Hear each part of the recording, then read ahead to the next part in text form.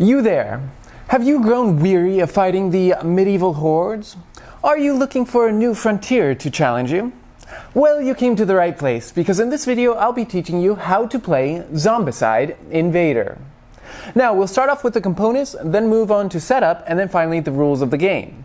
So, if you're looking for specific rules or want to skip over certain sections, you can find timestamps down in the description below. Now, with that being said, my name is Marcus Howe, and this is Conquering Boredom.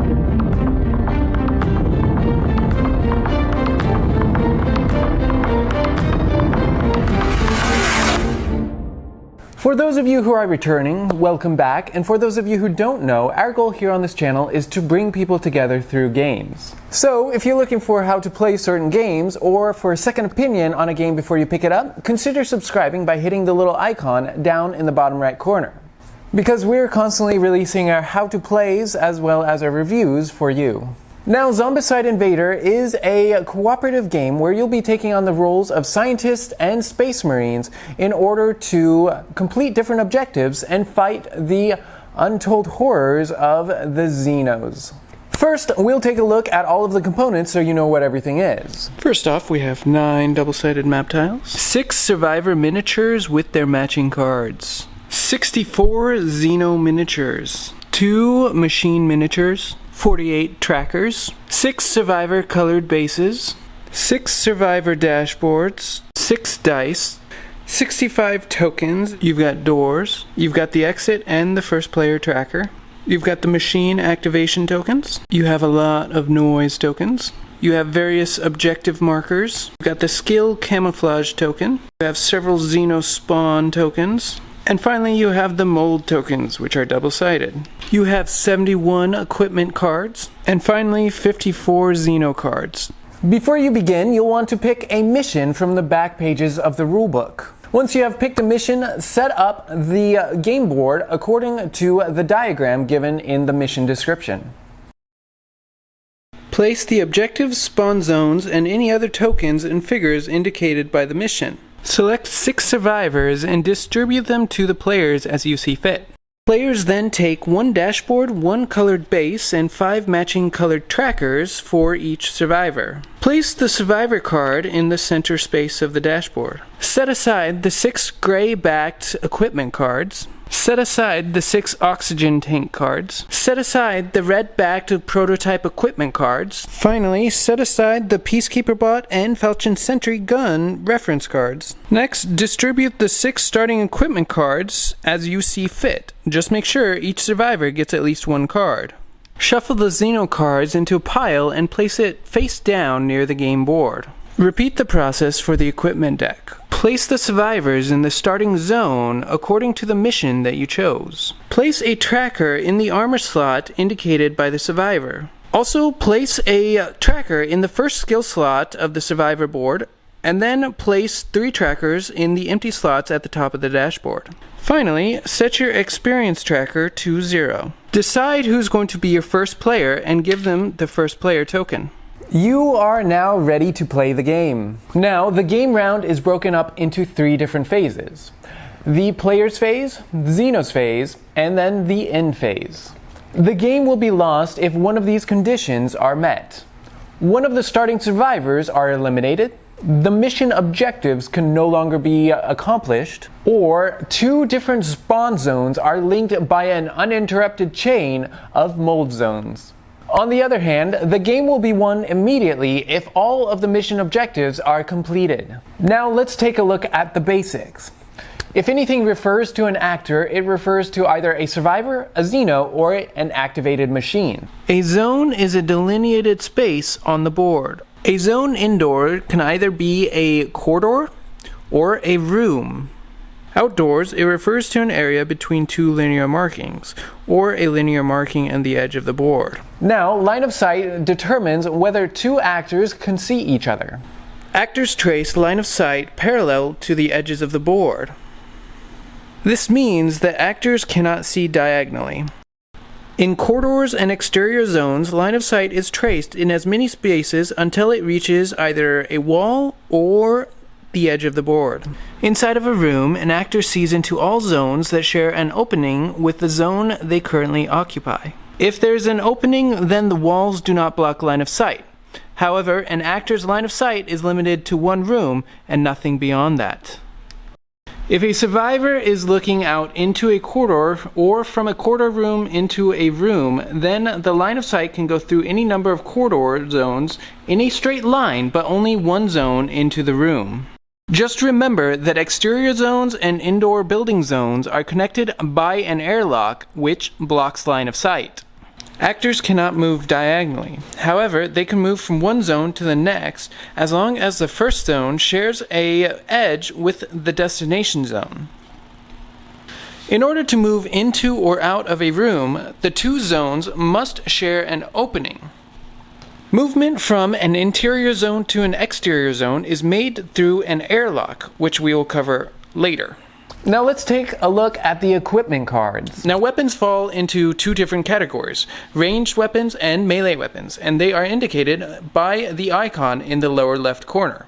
The icon just above the weapon type indicates what type of ammo that the weapon uses, either bullets or energy. Now bullet weapons cannot be used in exterior zones. Energy weapons, on the other hand, can be used in both interior and exterior zones. Now if an item bears the yellow noise symbol, then this item will produce a noise token whenever it is used. Items bearing the silent symbol, on the other hand, will produce no noise whenever that item is used. Now if the item contains the hand symbol, then this item must be equipped in one of the hand slots in order to be used. If you are wielding two weapons with the exact same name and they contain the dual wielding icon, then you can use both in a single action. However, they must both be aimed at the same zone. The weapon stat at the far left is the range, and it indicates both the minimum and maximum range of the weapon.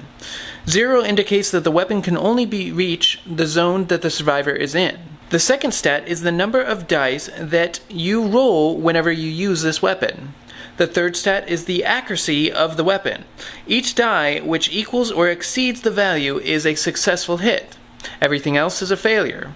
The final stat is the damage, and that is the damage that this weapon will cause for each success that it hits with. Multiple successful hits do not stack damage with one another unless it is a concentrated attack, which we will cover later. Whenever a weapon is used or an action taken that produces noise, you will place a noise token in the zone where the action was taken, which will remain even if the survivor moves away.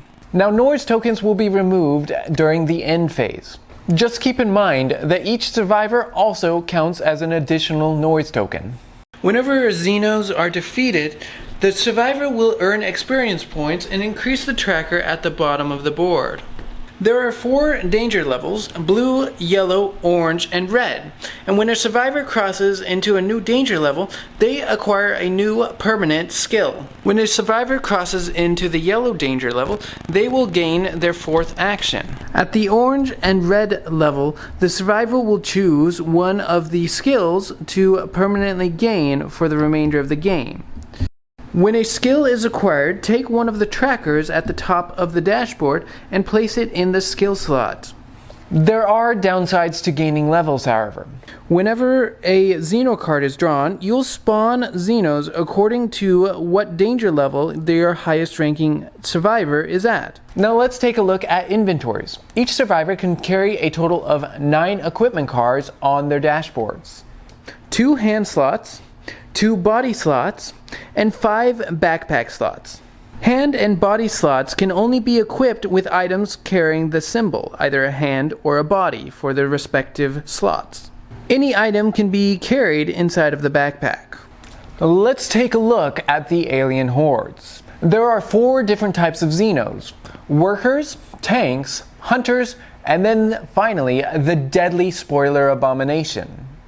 The most common type of Xenos are worker spawns. Workers have 1 action, they deal 1 damage per attack, they are eliminated when they suffer a damage 1 hit, and they provide you 1 experience point. Tanks are the next type of Xeno, the protectors of the horde. Tanks have 1 action per activation, they deal 2 damage per attack, they are eliminated when they suffer a damage 2 hit, and they provide you with 1 experience point. Next, we have the Hunters, which are faster, more cunning than the other Xenos. Hunters have 2 actions per activation, they deal 1 damage per attack, they are eliminated when they suffer a damage 1 hit, and they provide 1 experience point. Finally, we have the most deadly Xeno, the Spoiler Abomination. Now, Abominations have 1 action per activation, they deal 3 damage per attack, they are eliminated when they suffer a damage 3 hit, and they provide you with 5 experience points. Since no weapon in the game has a damage 3, the only way to kill a Spoiler Abomination is with either Hellfire or a concentrated attack. The Spoiler Abomination will spread mold when it is in an interior zone. Whenever the Spoiler Abomination stands in a room or corridor, place a new mold token in that zone. If there is already a mold token inside of the room the Spoiler Abomination is standing in, make sure to flip it over to its active side. The zone is now considered a mold zone. What does this horrible mold do, you might be wondering? Well, any doors or objectives inside of the mold zones will be removed, unable to be recovered. If an objective gets removed, check the mission conditions to see whether or not that objective was required for you to win the game. If it was, then you have already lost the game. Additionally, all walls in the zone, except for the ones leading externally, are considered to have an opening. Finally, a mold zone cannot be searched and loses all of its special properties whenever it becomes a mold zone. The only exception to this are airlocks. An airlock covered by mold zone can still be used to reach exterior zones. When tracing line of sight through an active mold token, treat it as a room. When the mold token is inactive, treat it as a corridor. Hellfire will flip an active mold token to its inactive side. On the other hand, a Spoiler Abomination standing on an inactive mold token will flip the mold token to its active side. If at any point 2 spawn zones are connected by an unbroken chain of mold tokens, then the game is over immediately, you have lost. However, inactive mold tokens do not count towards this and will break the chain. Let's move on to the survivors. Starting with the player with the first player token, they'll activate each one of their survivors one after the other in any order that they choose. Each survivor can execute 3 different actions in the blue danger level, and at the yellow danger level and above, they can activate up to 4 actions. The first action a survivor can take is to move from one zone to another. Now, survivors cannot move through external building walls or through closed doors. Survivors must spend 1 additional action per Xeno in the zone they're attempting to leave. Finally, entering any zone containing Xenos in the movement immediately, even if the survivor could otherwise move through multiple zones due to a special skill. The second action a survivor can take is to search a room. The room zone cannot contain any Xenos, and the survivor can only perform this action once per turn. When this action is taken, the player draws a card from the equipment deck and then chooses to either place it in their inventory and reorganize it for free, or immediately discard the new item. The third action a survivor can take is to activate doors. The action is free and can be performed once per turn. The survivor either places or removes a closed door token on a door opening in a zone they occupy. This action cannot be performed on a door opening shared with a mold zone, or if there is a destroyed token there. The door limit is capped at 5, so you can no longer close doors until some of the doors are opened once more.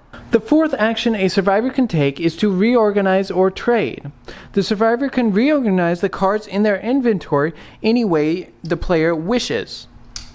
The survivor can simultaneously exchange any number of cards and remote tokens with one and only one other survivor currently in the same zone.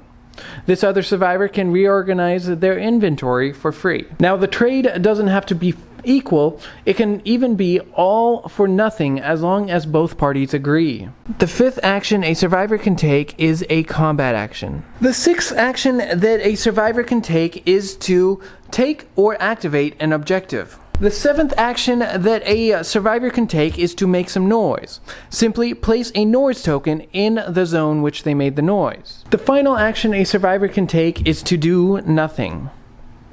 This simply ends the survivor's turn prematurely.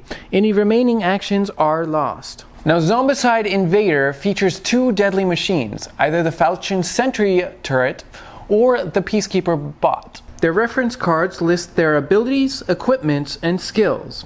A survivor can control a machine by possessing either the corresponding remote token or remote skill. At the cost of one action, a survivor can perform one of the following actions with one of the bots that they control through the use of the remote. When a machine performs at least one action, it gets the machine activation token until the end of the phase where it is removed. The machine is considered to be a survivor as long as it possesses this token. A machine without this token are ignored by the Xenos. A machine is destroyed when it takes 1 damage or more, or if its zone is engulfed by Hellfire. Here are the actions a survivor can perform with the Peacekeeper Bot. Move, including to exterior zones, melee actions, and finally ranged actions. Now, a special rule with the Peacekeeper Bot. When a survivor performs a move action starting in the same zone as the Peacekeeper Bot can perform one free move action. However, the survivor cannot use movement-related skills, and the survivor and the bot must end in the same zone. The Falchion Sentry gun only has one action which can be performed, and that is a ranged attack action. Also, something to keep in mind, a survivor standing in the same zone as the Falchion Sentry gun may control it as if they had the corresponding remote token. After all of the players have activated each one of their survivors, the Xenos will activate. The Xenos will be controlled by the board game itself and will perform these following actions in order. Each Xeno in the same zone as a survivor will perform an attack. A Xeno's attack is always successful and no die roll is required. The damage inflicted is dependent on the type. Workers will deal 1 point of damage, tanks will deal 2 points of damage, hunters will deal 1 point of damage, and the Abomination will deal 3 points of damage. Survivors in the same zone split the Xenos attacks in any way the players prefer, even if that means all the attacks go to a single survivor or machine with an activation token. Now, Xenos attack in groups, so every Xeno in a zone joins the attack even if the attack would be overkill. Each successful attack will deal the corresponding damage amount. The targeted survivor loses armor points equal to the damage received. Move the armor track down 1 point lower per damage received. A survivor will be eliminated as soon as the armor drops to 0, and remember that the game is lost if any starting survivors are eliminated. After you have resolved all attack actions, any Xeno who did not attack will use their one action to move towards survivors. A Xeno will choose a destination zone first by looking for the noisiest zone within line of sight which contains a survivor. As you can see, both of these zones contain survivors, however, this one's the noisiest as it has an additional noise token in it. If no survivors are visible, then they will choose the noisiest zone. In either case, distance does not matter. They will head to the noisiest zone always. In either case, distance does not matter. The Xenos will always choose the noisiest zone. Xenos will move one zone towards their destination zone by taking the shortest available path. An important note to remember: closed doors are not taken into consideration when determining the shortest path. If a closed door bars the path to the next zone toward their destination, the Xenos spend their action destroying the door. Flip the door token onto its destroyed side.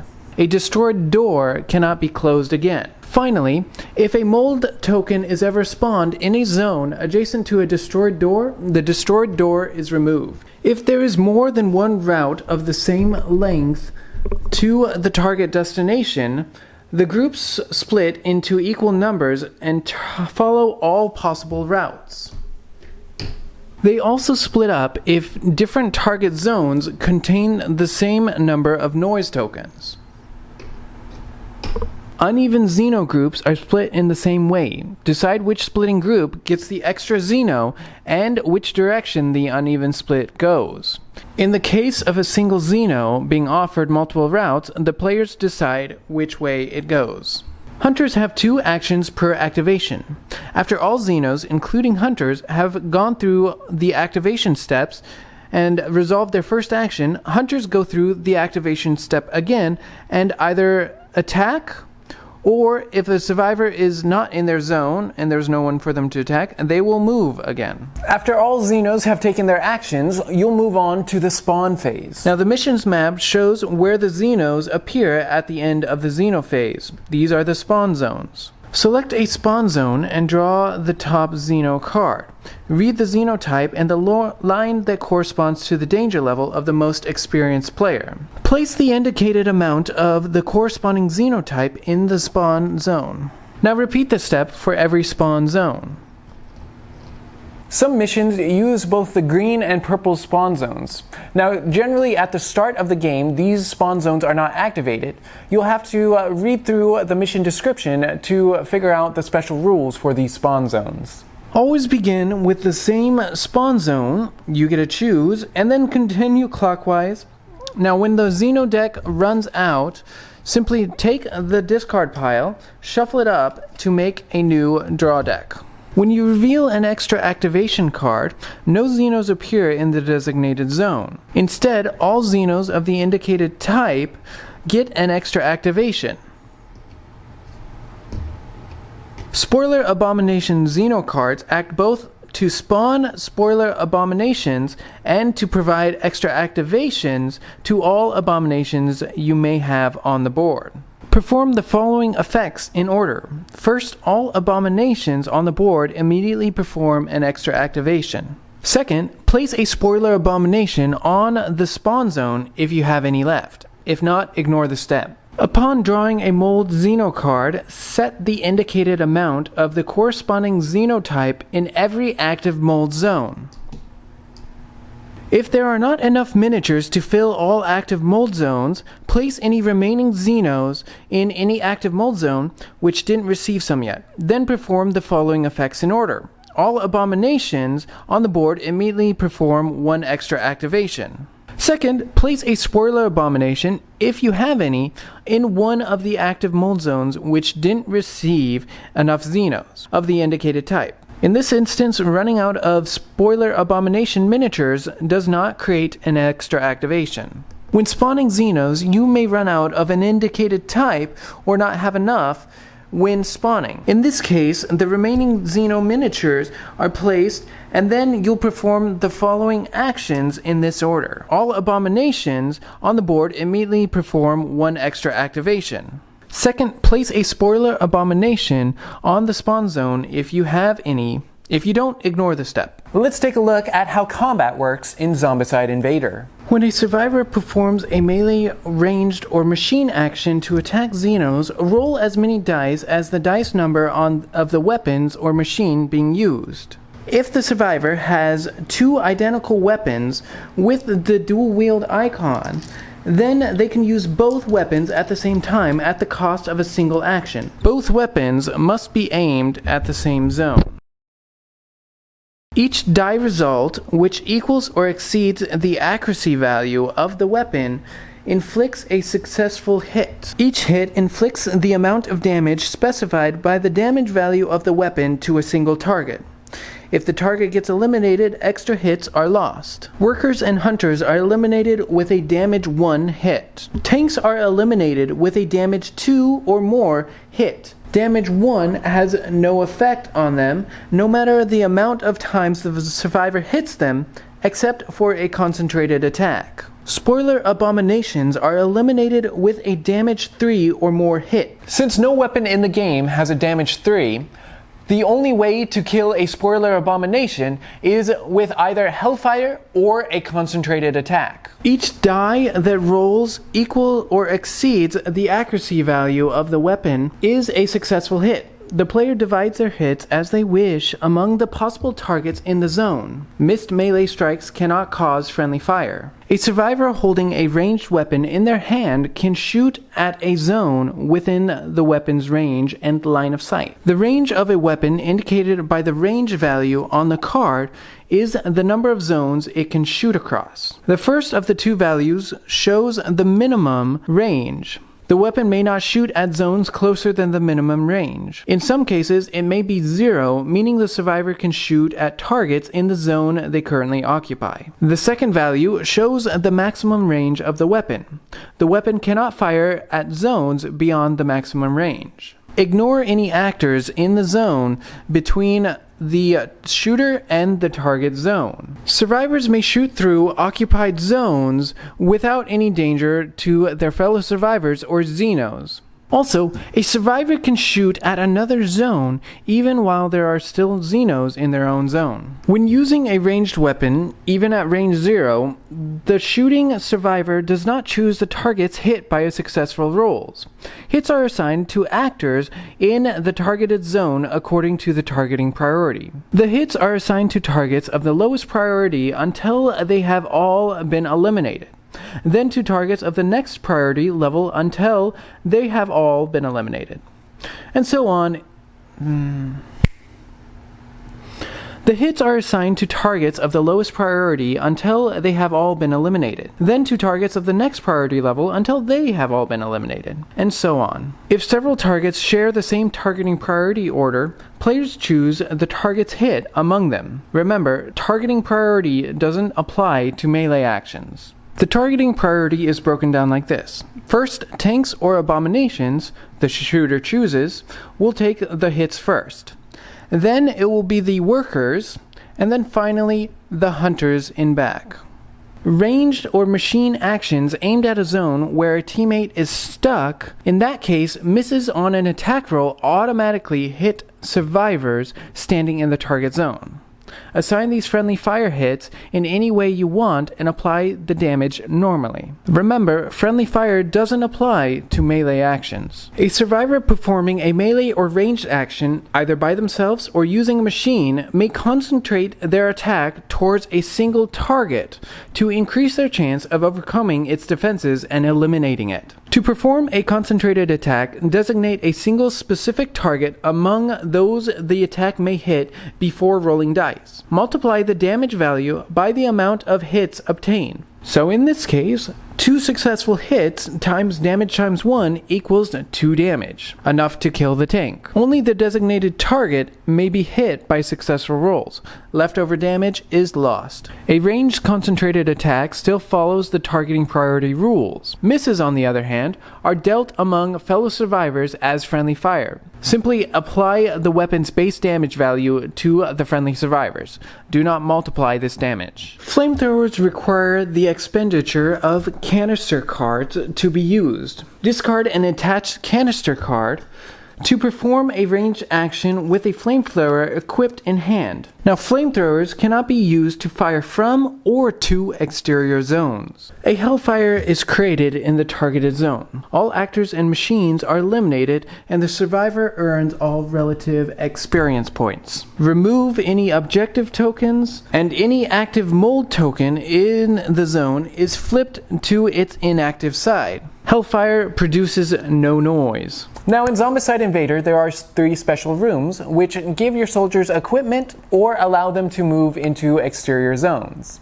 We'll take a look at those rooms now. First off, we have the security room. Soldier survivors can only perform the search action inside of security rooms. The next special room is the oxygen supply room. Now marked with the O2 writing, any survivor standing in an oxygen supply room without any Xenos in it may spend 1 action to get an oxygen tank equipment card. The survivor's inventory may then be reorganized for free. A survivor may possess multiple oxygen tanks in their inventory, being their equipment cards, and they may be equipped to the body slot or traded normally. Discarded oxygen tanks are not set in the discard pile. They are set apart to be picked up later in the same manner. The last special room we have are airlocks. Marked with the airlock writing, airlocks are frontiers between the mining station and the exterior zones. No line of sight can be traced through the door separating the airlock and the exterior zone. Getting through an airlock to an exterior zone requires an equipped body slot oxygen tank. The oxygen tank needs to be equipped as long as the survivor is outside. Xenos, on the other hand, may come back and forth normally. Moving back and forth is possible even if the airlock turns into a mold zone. Now, if you want to play a longer game, you may want to play with the Ultrared Mode. This allows your survivors to gain more experience points and acquire the skills that they may have missed out on before. Now, when your survivor reaches the red level, move the experience track back to 0. And add any experience points gained past the minimum required to hit the red level. The survivor is still on the red level and keeps their skills. Count additional experience points as usual and gain unselected skills upon reaching danger levels again. When all the survivor skills have been selected, choose a skill among all of the Zombicide Invader skills except for the starts with equipment skills upon reaching orange and red level. So, if you're like me and have a large gaming group and want to play with more than just 6 survivors, well, you can add additional survivors by following these steps. For each survivor above the 6th, add 1 additional starting equipment card from the expansion to the pool of cards that will be distributed amongst the survivors during setup. Be careful, some equipment may be reserved for survivors of a given category. Check their special rules to know more. Next, add 1 additional Xenos spawn token per 2 survivors above the 6th, rounded up. Stack these additional spawn tokens in the same zones as existing ones or in any new zone of your choice. Well, that is everything you need to know in order to play Zombicide Invader. I hope you enjoyed this video, and if you did, think about subscribing by hitting the little icon in the bottom right corner of the screen. Also, if you would like to buy this game, you could find a link down in the description below. Now, we would love to hear from you, so if you have any suggestions on which games we should teach you, let us know in the comment section below. Well, until next time, gather your friends and keep conquering.